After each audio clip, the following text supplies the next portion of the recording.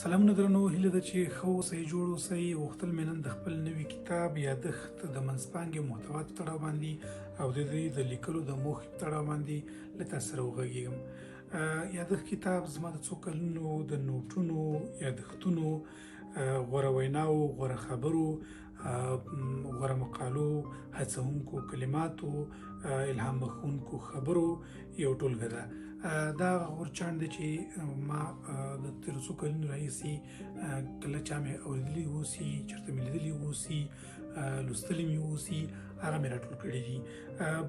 سونیا لیبمرسکي به تاسې ښایي پېژنئ، که به نه پېژنئ. هغه یوه روسي الاصله امریکایي لیکواله ارواپوهه ده.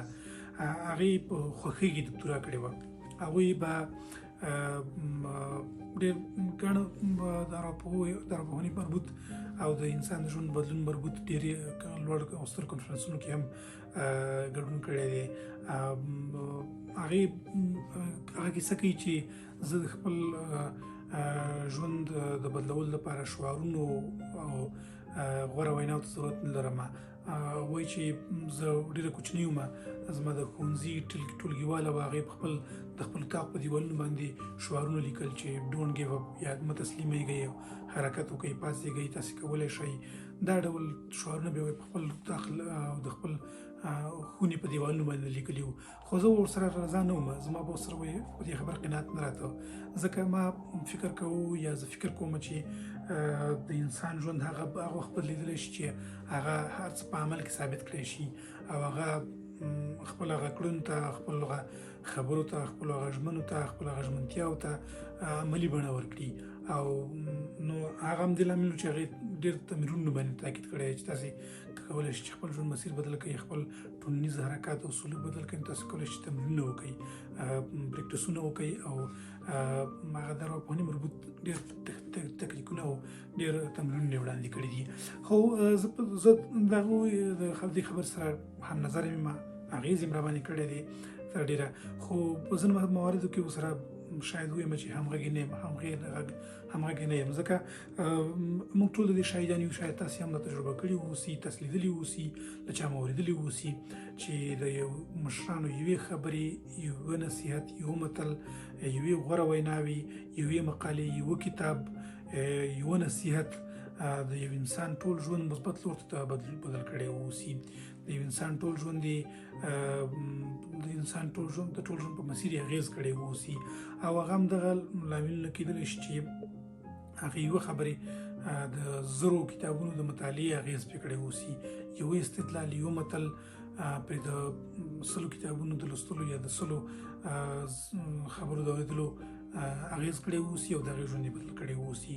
نو زموږ موخه هم دا وه چې موږ دا کتاب یادښت چې یو ځل پسې زه اوس هم خفه یم، د هغې د لیکلو هڅه مو وکړله، د چاپ هڅه مو وکړله، او په دې برخه کې راسره ډېرو ملګرو د ډېرو مشورو او د ډېرو ملګرو هڅونې او د ډېرو ملګرو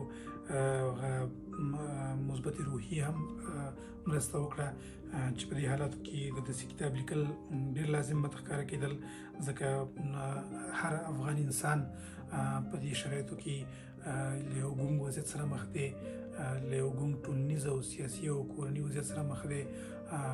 هغوی یو څه هغوی ته پکار دي چې هغوی ته الهام ورکړي چې هغوی په حرکت راشي، هغوی د خپل ژوند د مسیر د بدلولو لپاره شاید یو هغه د انګریزانو خبره پوش یا یوې هڅونې ته ضرورت لري، یو تشویق ضرورت لري.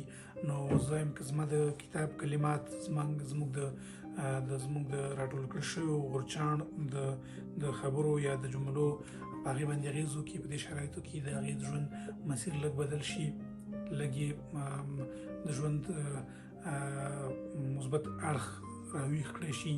هغه کوم احساس او کوم حسونه چې شرایطو او حالاتو د ژوند ناخوالو ویده کړي دي، مړه کړي دي، هغه را ژوندي کړی شي، هغه راویښ کړی شي او وکړی شي بېرته خپل حرکت وکړي او خپل ژوند ته نوی مسیر یا نوی پیل ورکړي.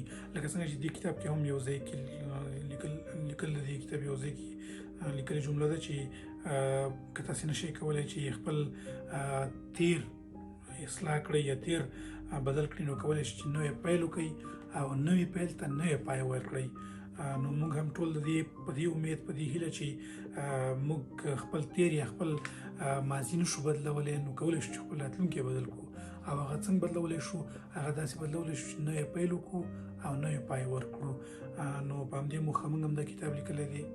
ما دا کتاب لیکلی دی او هیله ده چې لوستونکي هم ترې که یوه کلمه او په هغوی ښه ولګېږي، د هغوی د ژوند مسیر بدلولو کې به دا لږه ډېره مبالغه وي چې د هغې د ژوند مسیر دی دا یو کتاب